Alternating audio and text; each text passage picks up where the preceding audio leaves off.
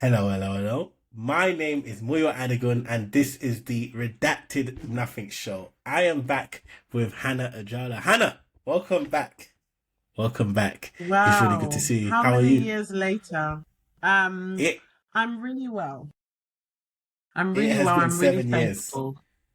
It Seven, yeah, has. seven or 8 years. Crazy. It really just shows that time is just the craziest concept because um I'm very thankful for archive. I'm very thankful for the fact that I can listen back to conversations of how I sounded and my outlook on life and things and stuff that I was working on 7 years ago. So yeah, it's really great to be here in conversation with you. And yeah, a massive shout out to you and all that you're doing as well. No, I mean, it's been what, 7 or 8 years, and back then you were juggling so much. You were doing PYP, Pursue Your Passion, something we'll get into today. You're working at the BBC, traveling, and in TED Talks. And like 7 years later, you're still building, you're still doing things like We Are, Black Journals, you're traveling across the West Africa. So I just kind of want to bring you here today to kind of ask you, like, what's happened since then. But I always do this with all the guests before we get into it. There was a question I used to ask the guests before they come into the show, which was like, what songs do you want to use to break up the show? Do you remember what those songs were? Listen back very Oh, recently. So yes, one it was, was MNEK Paradise. yes. Oh, and there were a couple others that I can't remember. I don't know, I feel like there was So possibly a an ting from Afrobeat one in barking, there. a ting from Oh my barking. gosh, of course. Yes. Bruno Mars, Finesse, Malogo, Fool for You. There we Just go. yeah, yeah. So has your music taste changed since 2018? Those are still artists that I think are super cool and have some sort of awareness of what they're up to. So not massively, no. I would say it's more broadly, but I listen to a lot more gospel music now. So Amen. much. So your Which is your your music beautiful. tastes, they would have changed by now. Like if I asked you to do the same thing, you would have changed. Yeah, 100%. It will definitely be a bit more expanded, but I would say that those same genres of music that I listened to before, I'm still in that genre, but I would just say a lot more selective because yeah, it just depends on what I'm doing. If I'm at the gym, maybe it'll be something a bit more upbeat, but on a day to day, it's a mixture between gospel, feel good music. Yeah. So something that we touched on in your previous interview was around like your grandma.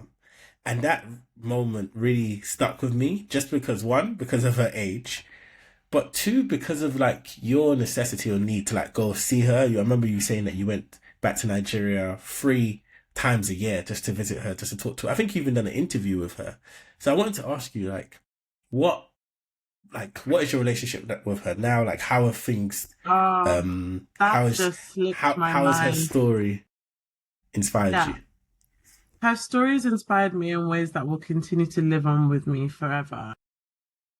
Um, Unfortunately, fortunately, she passed away the 1st of February 2020.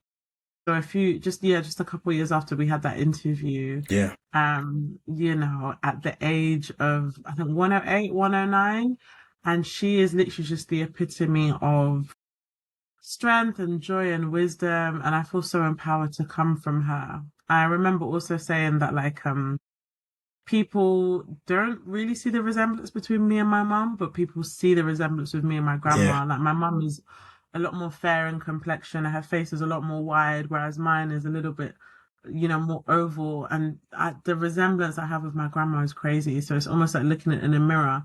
If I look at myself from like 70 years from now, like that could be my grandma, and I'll never Yeah. do Yeah. anything like AI because I have her beautiful face to show me that. So yeah, she did pass away just naturally in her sleep. But I'm so thankful for Archive. I'm so thankful that I took the initiative, with that £100 Canon camera that my mum kindly bought for me when I was in uni. To film with my grandma. I bought an SD card just to make sure I had enough memory as possible, and that's going to be a story that is a story that lives on forever. The fact that my future children get to see, their great grandma, where they came from, the fact that I know exactly where my grandma used to live. I know where she's buried. Ibadan, Nigeria will always be somewhere that I Mm. consider home. I can freely travel to whenever. I've got amazing friends there. I've got a family home there. So it's very beautiful knowing that I come from a family whose history is right in front of my eyes and I can connect with it, whatever, whenever I can. I think just the next step is to probably build more of a community as the elders are Mm. going back to their spiritual home. So yeah, that was an amazing legacy, and I'm very thankful to hold on to that in her spirit and her memory. S- Speaking about legacy and that, like that, what you've done with that, like it actually inspired me to interview my parents as well. Just kind of talk to Oh, them and like, so it's something I want to do like every year, just now until that time comes. Just doing an interview, sitting down with them, and just getting stories about their childhood and things like that. Just you kind of show that pathway is always there, that you can just sit down and talk to your parents about them growing up and what you can learn as well. So just adding that in there about legacy. it's very special. It is. It I is agree. And I love the fact that you're already talking about doing that more, like repetitively. It doesn't have to be just the one. It doesn't have to be on an anniversary or exactly. birthday. It could be a random Wednesday evening. Let's chat. There's even Yeah. a book. It's like a notepad, and on it is titled "Mom, I want to know your story," or "Dad, I want to know your story," and it Yeah. asks them questions about everything from where they were born and upbringing, and yeah, it's pretty amazing. Yeah, I'll look into it.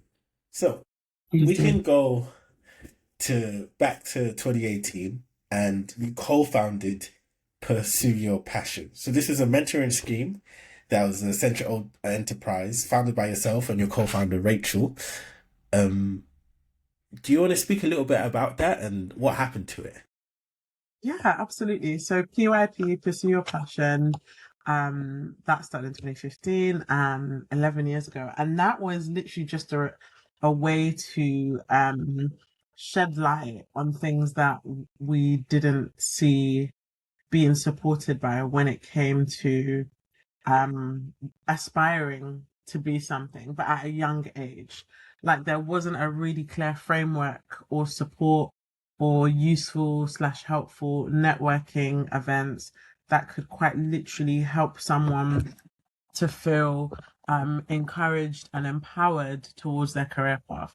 Rachel comes from a law background, so she is in the legal sector in the Netherlands. And I'm very much so a freelance journalist, which has now walked into lecturing, speaking engagements all over the world, which is amazing. So we're both very much so in and really love our industries, but we just found that there were a lot of lack of direction for younger people. So we wanted to bridge that gap by creating a physical networking space, not just to network, but to be with guest speakers who are doing exceptionally well in their fields. And we did events all over. We did events in tech, fashion, the legal system, Hmm. creative jobs. Like there were so many events that we did, and it was just so empowering and so amazing doing that. And in terms of what happened, I think the pandemic, like it did for many organizations around the world, it really rocked things in that sense for PYP, only because we thrived off physical events. We thrived off that.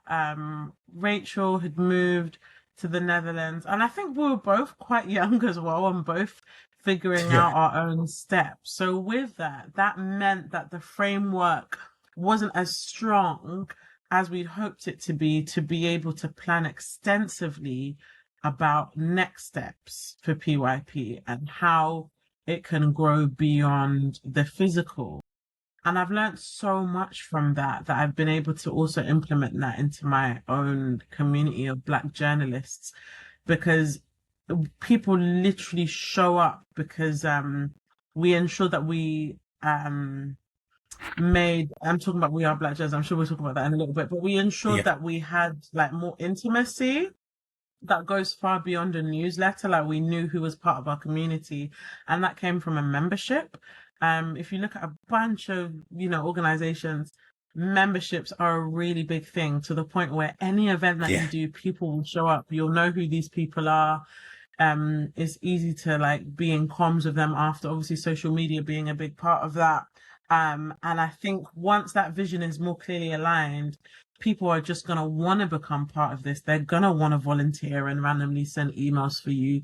They want to shout about what you're doing there. So I think with us, it was just far too much for two young women.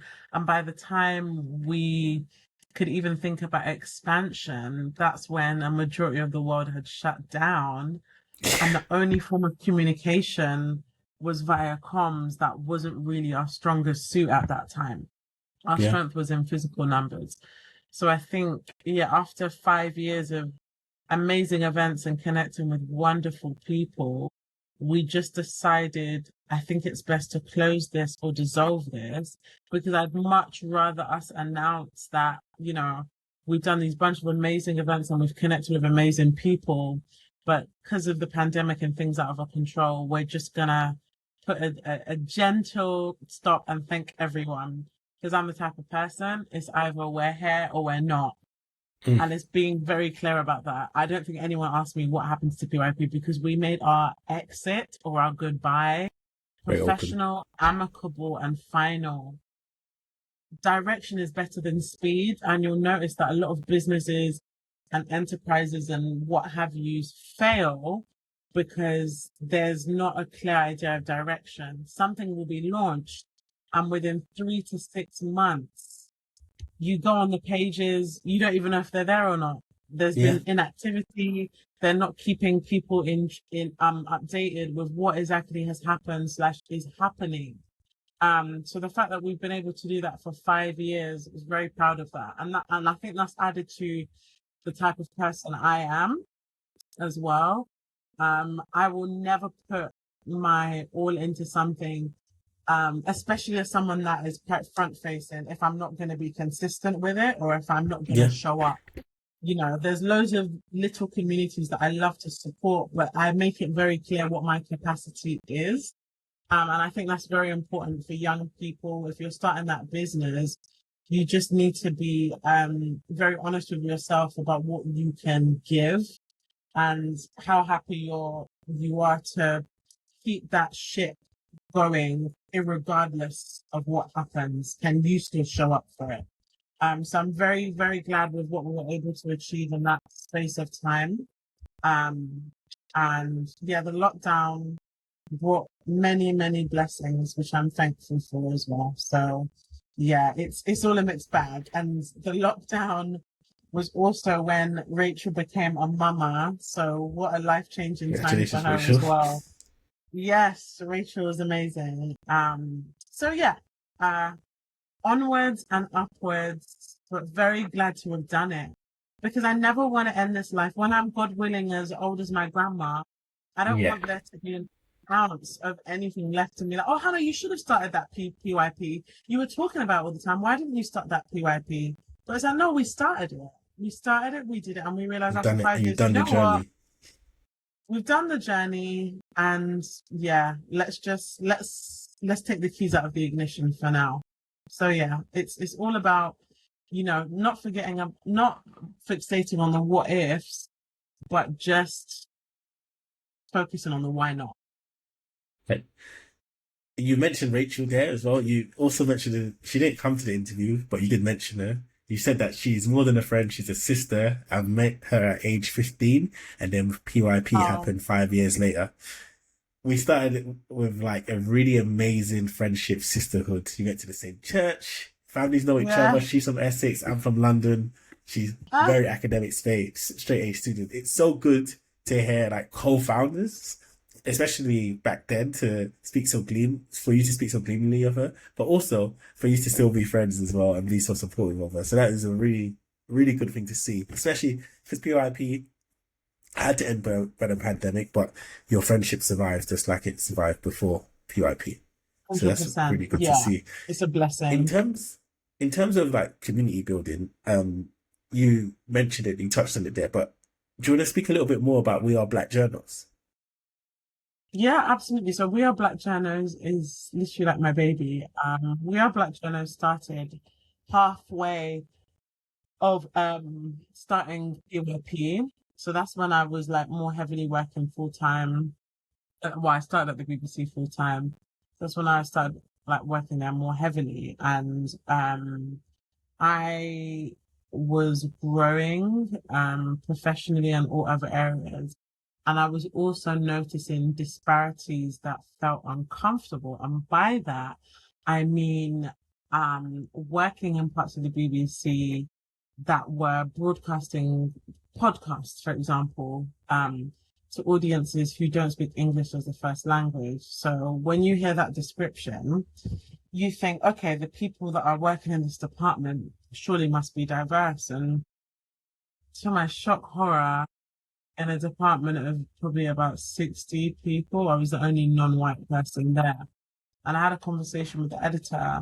I mean, not in that way, but we were literally making a cup of tea, you know, how us British people do. And I think I just said it to him in passing that, like, isn't that cringe? And mind you, this is the language of Hannah, who was barely even a journalist at that time. But I said the term, is that cringe? Well, like a official BBC. No, actually, I was a journalist, but I was very much so junior, Sha. Yeah, yeah. So I said, don't you find that cringe? And I remember his face went bright red, and it was that conversation alone that made me think it's so important that Black journalists, who at the time made up 0.2% of journalists in the UK, Yes. have that network group, have that connection. You need that visibility. Media cannot reflect society if society is not reflected in the media. So on the 27th of November, 2018, I decided to put an event together with only a few weeks' notice. Nearly 100 people showed up.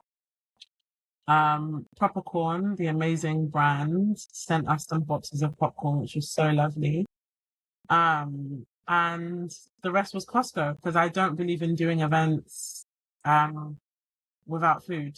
Yeah. So, you know, especially when it's majority Black people, I do believe feed us. We work too hard, feed us well. So that was amazing, and that was the start of great things. And I was very thankful for the direction of that because what started as a network group, a community, a safe space, then turned it into a directory where everyone would come to We Are Black Journos to connect with Black journalists, to advertise roles for Black journalists or people that they want to see more of in their spaces that are heavily unrepresented. And it's not for the sake of a box ticking exercise. That's one thing we were very clear and intentional of with anyone that we partnered with, that in order to partner with We Are Black Journos, that means that you're formally agreeing that institutional racism exists in British journalism. So yeah, we've been able to collaborate with bunches of organizations from Money Saving Expert. I remember we had a summer event and Martin Lewis came down, who was awesome. My guy. To ITN to give, yeah, oh my God. All you need is 10 minutes with him and he'll help you with every Save you aspect of your money. financial life. Amazing man. Save you money. I swear. Like, tell me, what is the cheat code?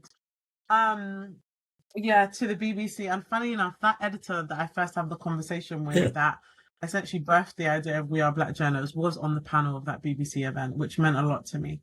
The one that turned back Yeah, we've red. partnered with loads of organizations. Yes, he was there. Yeah, fair enough. He's still at the BBC right now. He's got a super senior, awesome job. But it makes me happy to see the content that he works on. He has a lot of Black talent as well in his in the stuff that he commissions, which makes me really happy. So yeah, it's honestly just been a really blessed journey of collaboration, and the fact that this year We Are Black Journos turns 8. Do we turn 8? Yes, we do. Yes, because 2018. um, I'll do the maths too. Yes, you know when your Yeah, years are yeah, like, wait, what? But yeah, it's 8 years. But yeah, really looking forward to more of that. So well organized, amazing team. You know, we get bits of funding, which is great. To really help keep the ball rolling. And yeah, I'm really excited. even like a really big exciting announcement this year that is just amazing. And I think with that, it's just a reminder that Yeah. this is 8 years to get to this point, you know? It's not a walk in the park, but you have to keep going as a founder with no silver spoon, with no crazy amounts of funding, but you just have to keep going because it really will pay off. What was some of the things from PYP that you took into We Are Black journals? Because you were Teamwork doing them makes the both at the dream same work. time. Yeah, I think definitely having more people on because we did have like volunteers at PYP, which was awesome, but really pushing on what ambassadors are. So we are Black Journals ambassadors based all over, because it's also important to highlight Black journalists outside of London. And that was a very big mission for us in 2025 to not be London centric. So it was amazing in 2025 to go to Edinburgh, Glasgow, and Birmingham as well to connect with Black journalists there. So yeah, we have ambassadors that we are Black journalists that basically they just represent different areas. So we'll get them to do stuff like promote some of the stuff that we're doing to spread the word within their own communities, just to offload any pressure that we have. We've had people that come to volunteer because they want to send some emails out and stuff. We've had some people, like one girl volunteered to design our logo for us, but thankfully we did have a bit of budget to pay her. Just constantly making it community focused, like it needs to go out there. Then there needs to be like clear conversations with the people that you want to attract and reach, and done in a way that you're literally building a community. We have an active membership where you have members. So as well as because I think across all our socials, we probably have about 7,000 followers, but we have internal channels of people, like people know each other. The Yeah. friendships that have been built from that are beautiful. Like Relationships is people are coming to each community. other's birthdays. We went to the International Journalism Festival a few years ago. Like five or six of us were able to go out there, and it was an amazing experience. We were there for a few days, so it's really just pushing on that community focus and letting the community feel so solid to the point that it doesn't feel like work, but it's like, no, this is life. I'm part of this community. And we also had We Are Black Journalists podcast. I went to New York a few years ago and I connected with two Black journalists. One was from Boston. She came down to New York to see me, which was lovely. And another who was based in New York. And they're part of the National Association of Black Journalists in America. And even though America, it's a very interesting time in the headlines, when is it not? But if you look at NABJ, what they're doing is insane. And I'll give you a quick example. One of the members of Hmm. the National Association of Broadcast Journalists, located across the US, his house unfortunately caught fire and he lost so many of his belongings. And the association raised $40,000 to help him get back on track. And that Wow. is a community. It goes far Yeah. beyond networking events and mailing lists and social media. It's if you wipe off all of that digital whatever, what stands? And that's one of the biggest takeaways I took from PYP. And before myself and Rachel decided, okay, let's close and not move forward, I think that's one thing that we thought was lacking because we were carrying so much on our backs, even though we loved it, but it just wasn't conducive enough if you're trying to build a community. So it's Yeah, been yeah. really beautiful to see the friendships that foster, and it's not all glossy because to be a journalist is really hard, and that's one of the things that started WABJ Gives Back. It's a popular hashtag on our Twitter and Instagram that we give away bits of money to Black journalists that are going through a hard time, transport, food shop, anything. Again, community, letting people Yeah. know this is where you can go to for a range of things. Yeah, And it's about the evolution of community, or maybe the devolution, where it's yeah, like it's not just 100%. about the numbers and how flash how many people you have to join. It's about how you help each other, right? If your community 100%. had 2 million people, but they couldn't get that 40 grand for that guy in the US, for instance, with the American one, it wouldn't mean anything. Exactly. So it's really about what you do for your community and how you protect them and help them off their feet, up off their feet when they drop down. So that is really good. But I think with PYP, We Are Black Journals, it kind of misses the point of like how you're behind these things and the great journey that you've had as well within journalism. For instance, I think after we talked, you spent a couple years like documenting things in Africa. Like you are a traveler, you're a broadcaster, you're a blogger. So do you want to tell us some of the stories and things that you were reporting on when you were Yeah, doing your sure. travels? I think it was a year after our podcast interview, Muiwa, that I just had I a really random missed the boat, epiphany. didn't I? So I if I interviewed you one year, like I really got you just it's before so things funny. exploded. I got This is so many crazy. interviews during the lockdown as well. I was on quite a lot of people's podcasts and stuff, which was really fun. But that is so funny because timing, right? But yeah, like it was a year after we recorded that podcast, and I was traveling here and there, but it wasn't long. It was like, okay, book annual leave for 1 week or come back to work. But I remember being in Ghana literally the following year, it was 2019. It's my friend's wedding, and obviously I stayed after with because I've got a bunch of friends in Ghana, just having just such a lovely time, staying at one friend's house. And she is a returnee, so she is Ghanaian, but then she decided to move there and open up her own like cafe. And then another Permanently. friend, yeah, and it's still running now, which is amazing. And another friend, he was from the US, and then he moved to Ghana, and he does a bunch of things. And I remember saying, "Oh my God, I really don't want to go back."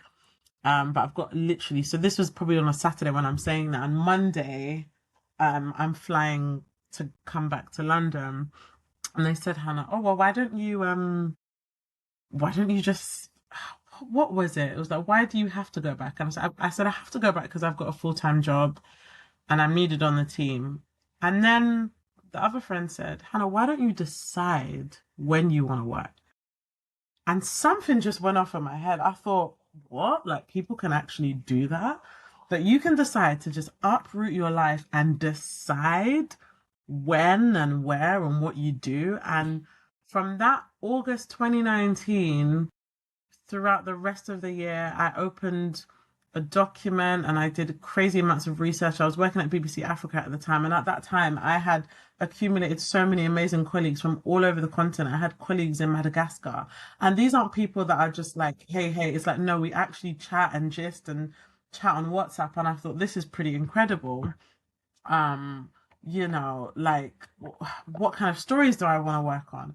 I knew for a fact that I was kind of, I wouldn't say tired, but when you're working in daily African news, it becomes a monotonous cycle where everything that you report or talk about will be negative. War, famine, Ebola, corruption, murder, disease, da da da da. And then it's weird because I became very active on Twitter at that time before it turned to something else. Um, and with that, I was connecting with so many, not just journalists, creatives, photographers, bloggers, activists all over the continent. So I'm like, okay, the daily news agenda is showing me this, but Freetown looks friggin' incredible. And Mm. Accra is booming with this whole year of return talk. And then the Gambia is such a small country, but is so fascinating with its recent history in presidency and how people have broken free from that dictatorship now to Senegal. It's not just about Akon, but it's slowly becoming the most expensive city in West Africa. Why is that? So there's so many things that were just making me curious. So I basically created a plan about some of the stories that I wanted to work on, and I sat down with my editor, beautiful northern Nigerian woman, and she said, Hannah, this plan sounds amazing. It sounds like you want to freelance. I said, is that what it's called? I had no idea. And she said, this sounds amazing. Why don't you take 3 weeks off? I'll let you go. Just take 3 weeks off. And I said, I don't think this will take 3 weeks. I think it's at least 6 months, 3 to 6 months. And she said, wow, well, the door is open for you. I'm really proud of you. Do well. And I made sure that in that I knew that I would go away after Christmas. So Boxing Day I went off. The first stop was Ghana. But leading up towards me leaving the UK, I did all the necessary things like what anti-malarials will I need? Why are they so expensive in the UK? Thank goodness I can buy them in Ghana for a fraction of the price. Accommodation, making sure I'm good on where I'm staying. Because even though to the outside world it looks like Hannah is crazy and stuff, but Hannah was very type A at times and had Mm. structure, with where I was staying and just making sure it was safe and making sure that I know at least two people in countries that I've not been to ever before. So just really like figuring out those kind of like loopholes. And once that all made sense, once I was able to budget and save a bit of money, not planning flights too far in advance, but having an idea of how much they would cost Mm. and making sure that I had conversations with the most best and relevant people at the BBC to let them know I'm going to these countries and I'm going to be working on X, Y, and Z. So when I come up in your inbox, follow back because I'm going to be actively freelancing and actively working and therefore need money. And it worked out so well and beautifully. I was able to spend time over the space of 9 months. I guess that was extended because of the famous lockdown, but 9 months in five West African countries, and it literally changed my life. It So was you one of the best things I could have done in my 20s. Massive highlight. you left in December 2019, yeah? Yes. And when did you like come back to the UK permanently? So I came back for 3 weeks in September. So I 2020. came back 2020. I'd not experienced That any is lockdown in the insane. UK. So when I came, Rishi Sunak had the Eat Out to help out, and I thought that was Who's this guy? perfect to catch You're up like, with my this friends. is great. What a time, because I had to catch up with so many people that I hadn't seen since 2019, since the lockdown. Obviously, we're still talking virtually, but to see in the flesh, like We didn't thought it see was done anyone. in August, September. We thought it was done. We thought we were over it. Yeah, we thought, And oh, then it this was just easy. came, and then it's not that it came back, it was always there, but it just grew worse because Yeah, it's like like the it was colder it just got. Oof. such it was a time, wasn't it? It was very mentally challenging for some people.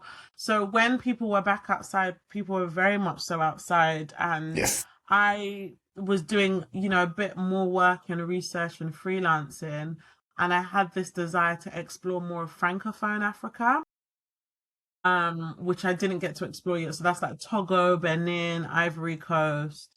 And I was also practicing French, so I wanted to continue with that. So I spent 3 weeks in London, saw literally everyone, which is beautiful, birthdays, all of that. Got to see and spend quality time with people. And then I Oh, went that is off. crazy. And during the time I was off, that was when the next PM announced that there will be another lockdown. And I thought, I am so glad I left when I did. Yeah. So For, when I went, I was away for, yeah, about 9 months again, which is really funny.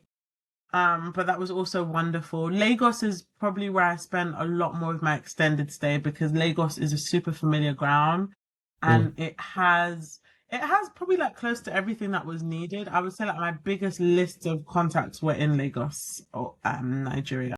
So when it came on like working on certain creative projects, I did a lot of them there, but I also definitely made sure I did them in other countries as well. And I did a lot more road trips. So I did road trips from Lagos to Accra, Lagos to Benin, Lagos to Togo, wow. which was wonderful as well. So in that second stint, I didn't do any air travel. So the only time I was on a plane was when I was leaving London and returning to London. Everything in between was by road.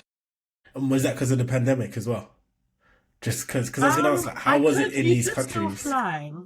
Oh, it was intense. Actually, tell a lie. I took one flight. I took one flight because it was a really rough road trip. This was when I went from Ghana to Ivory Coast. Okay. I think I just had a dodgy guy, who was, trying to charge more. In in the end, I think I paid about £40, but apparently that was extortion. I said, okay. Um, but I was actually traveling in a bus, and I think I was the only one on the bus with a passport. You see a lot, like gosh, it was just such a long journey. It was cramped. Some of the Yeah. roof was cut open, so there was rain coming through. But funny enough, like one of the most delicious street food I've ever had in my life, which was acheke, which was so good. Like the Was this food was in? amazing. What Ivory country was it in? Coast. It was in Ivory Coast. Ivory Okay, because I Coast. was like, Yeah. So like yeah, that road trip was pretty rushed. I think it was rough because everything was cramped. My knees were swollen. I didn't even know one could get swollen knees. It was just a very, very long day. And that's where using my French really helped. But I was thankful to have just arrived in one piece after nearly probably half a day of travel. And I'm so happy that before my phone signal went out, I'd already messaged, I think probably maybe one of my best friends, my parent and my boyfriend, now husband, basically just saying where I am. Because I think if they hadn't heard from me at that time, they probably would have freaked out. So it was only till later in the day where I got into my hotel and I just thought that journey was horrendous. And I'm making sure when I leave this country, I'm flying out Yeah, yeah, because it was yeah. only an hour Don't away. want a part And two. there are a few things you have to do. You've got to do a COVID test. It has to be X amount of hours before you fly. You've got to wait for the negative test and da da da da. But I think it just became admin for me as it would for any type of travel. So the same Yeah, way you've got to check in for your flight with certain airlines, I just okay, do the COVID test, because I did also have that belief that it wouldn't really last forever. Like this wouldn't really be something that will will be around for much longer, but just adhere to the rules and just keep it moving. what were the people like during the pandemic? Like how? Because I guess you saw both sides. You saw how the UK was in September 2020, but how was like Nigeria? How was Ivory Coast? How was Ghana? Like, I would was it a say in completely like different vibe? it is a bit, yeah, it's a definitely a different vibe because it's more relaxed. It did give me peace of mind in knowing that these were countries that were statistically the least affected. So there was that element of safety. There's also that element of like just being around so much vitamin D. I was eating so good. I didn't get sick, not once, Amen. like at all. Yeah, I felt really safe, very comfortable. I love the people that I spent time with as well.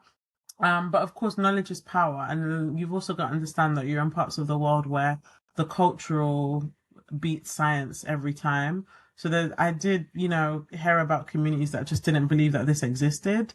Some Mm. people thought, okay, no, this can't affect Africans. So I think it's important to have that knowledge as well. It was very interesting, like reporting on stories, because I guess as a journalist on the ground, I did get priority to go into, BBC Yeah. buildings and report on what was happening. But I would say overall, the attitude was relaxed. I'd never experienced panic buying. There Ah, was that's really never a interesting. mass discussion about it. You would only see Yeah, some yeah. conversations on the news and that was it. But you talk to people, it's normal, It but then wasn't it's part of also their day-to-day realizing lives.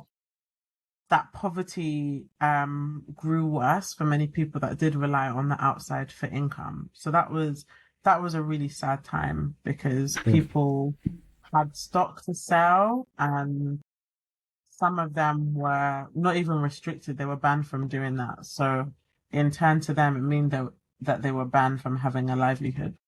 Yeah, and it's quite dying as well. I mean, because you are in such a unique position because you didn't expect that to happen, and now you're a journalist in West Africa, being able to Yeah. see these stories and talk to these people.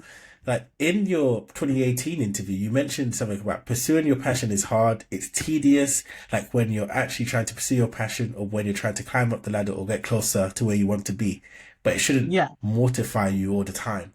Did you ever feel at Yeah. times that like it became too much just because it like so many things coalesced on you at that time and you probably weren't expecting that, but you wanted to be a journalist out there? Yeah, absolutely. It is a really funny thing though, because it's true. Like yeah, you don't anticipate many of these things to happen, but then it just does. And it's just a reminder of it reminds me of like one of these sayings, if your dreams don't scare you, they're not big enough. I Mm, think certain things can of course be quite intimidating if that's the word, or like a bit like what if, but then I think, turn that what if into why not? Because you never really know what will come out of that. I'm also a big believer in like rocky roads do lead to beautiful destinations. mm. Um Is that what you and when you're there's going from Nigeria to Ivory Coast? Is that what you told yes, yourself? And then you it had that. was What was the food that it rocky. was? You were like, "That's the best food you ever had." So hey, maybe it did. It all played out in the Listen, yeah, it was so delicious. Like one random roadside, one auntie making this end. delicious fish, and I check, wow.